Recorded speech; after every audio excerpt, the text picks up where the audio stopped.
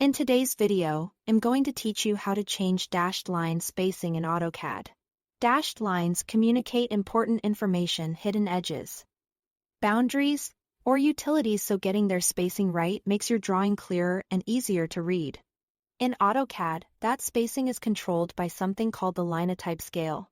You can manage it in two ways: globally for the entire drawing or locally for a single object.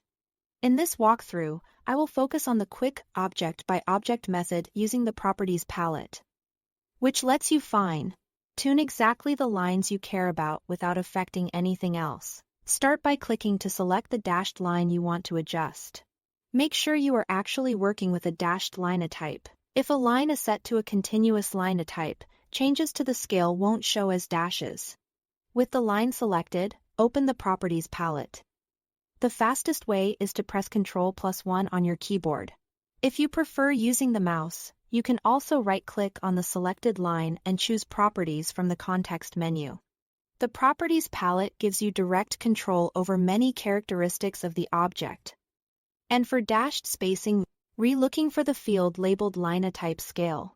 By default, you'll usually see that Linetype Scale set to 1. Think of this as the baseline spacing. To increase the space between dashes and the length of the dashes proportionally, type a larger number. Try 2, 3, or 4 and watch how the pattern opens up. The change is immediate on screen. The larger the number, the more spread out the dashes and gaps become. If you need a tighter pattern, go the other direction and use a value smaller than 1, like 0.5. You can type whole numbers or decimals to fine-tune the look until it reads well at your current zoom and for your intended sheet scale. A couple of quick tips as you adjust.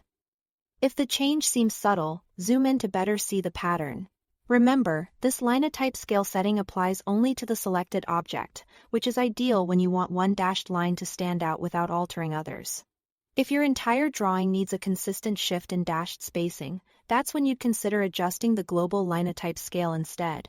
For now, the object-level approach keeps things precise and controlled. That's all there is to it. Thanks for watching.